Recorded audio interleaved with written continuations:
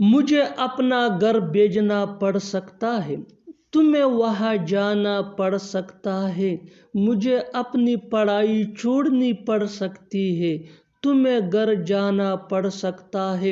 इन जुमलों को गौर से देखो। ऐसे जुमले हम अपने डे टू डे लाइफ यानी रोज़मर्रा ज़िंदगी में रोज़ बोलते या सुनते हैं।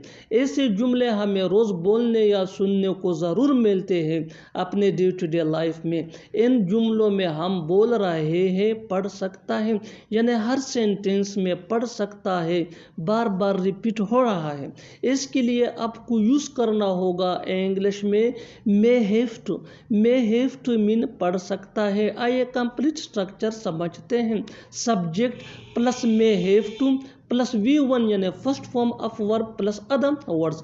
आगे डिटेल से समझाता हूँ मिसालों से। Here are some example for better understanding.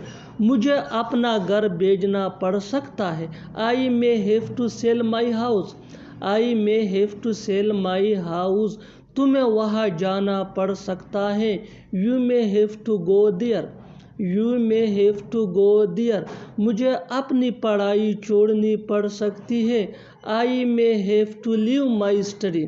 I may have to leave my study. तुम्हें घर जाना पड़ सकता है। You may have to go home. You may have to go home. और आखिर में ये सेंटेंस आपके लिए, कमेंट सेशन में इसका जवाब ज़रूर देना। उसे यहाँ आना पड़ सकता है। उसे यहाँ आना पड़ सकता है। Subscribe to English PS for more advance English sentence structure. Thanks मन।